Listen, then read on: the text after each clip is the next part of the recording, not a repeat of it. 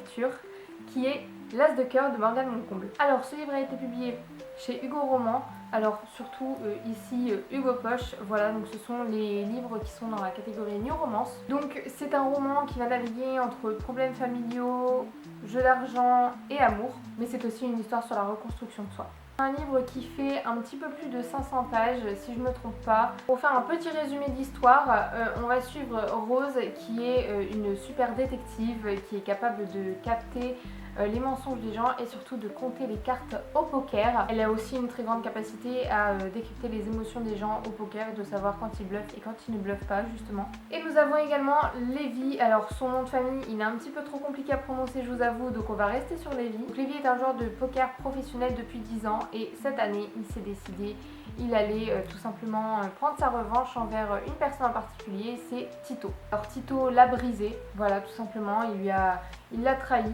Donc du coup il a décidé pour cette année de poker de se venger envers lui et tous les coups sont permis. Vous allez me dire quel est le lien entre Lévi et Rose? Et bien tout simplement Rose et Lévi vont se rencontrer au casino tout simplement et Lévi va trouver en Rose un potentiel énorme pour pouvoir justement mener sa revanche envers Tito de façon complètement parfaite. Alors suite à cette proposition, Rose accepte volontiers puisqu'elle est en très grand besoin d'argent et lui Lévi il a beaucoup besoin de se venger.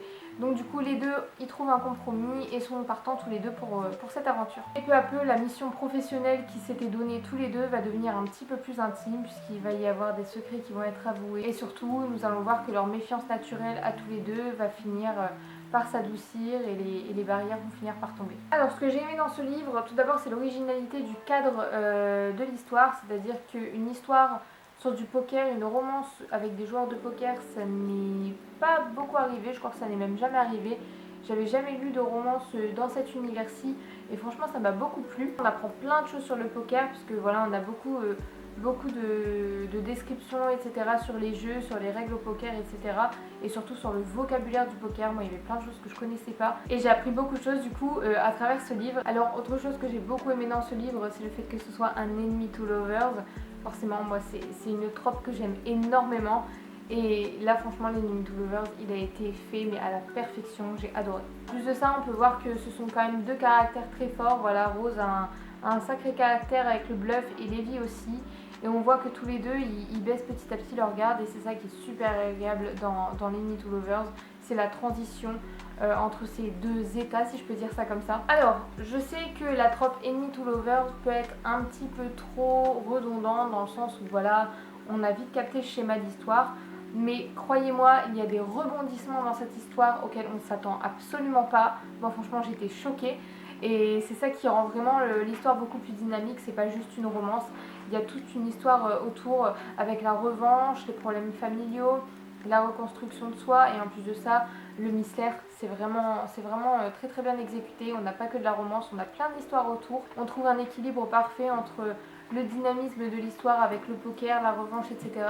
et la romance. Alors maintenant je vais vous dire des petites questions qui peuvent complètement élaborer une réflexion sur ces livres. On peut tout d'abord parler du sens de la vengeance que Lévi a envers Tito. Lévi veut faire tomber Tito mais à quel prix il est prêt à faire ça, à quel prix il a envie de cette revanche. Comment il va procéder, est-ce qu'il serait prêt à mettre sa vie en danger juste pour une petite revanche. Ensuite on va parler de l'importance des secrets. Alors là je peux pas vous dire...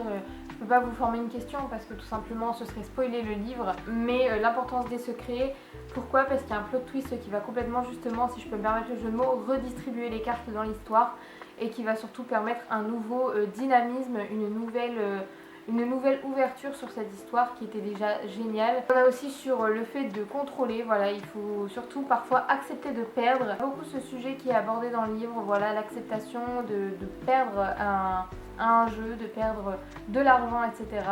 Et je trouve aussi que ce thème est très bien abordé dans le livre parce qu'on a les personnes qui sont d'accord, voilà, et qui ne sont pas mauvaises perdantes et les personnes qui par contre n'acceptent pas leur défaite. Je conseillerais ce livre.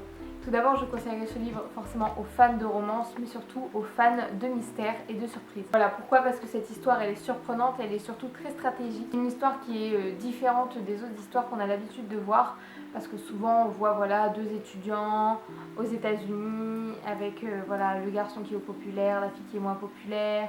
ou le garçon populaire, la fille qui est très riche et qui veut passer sa madouée par le fameux joueur de hockey. Enfin voilà, on a souvent cette trope-ci. Là on a vraiment quelque chose de complètement différent et c'est ce qui rend vraiment cette romance plus particulière qu'une autre. C'est aussi une histoire qui est faite pour les lecteurs qui sont curieux et qui ont surtout envie d'apprendre des choses, mais aussi pour les fans de poker.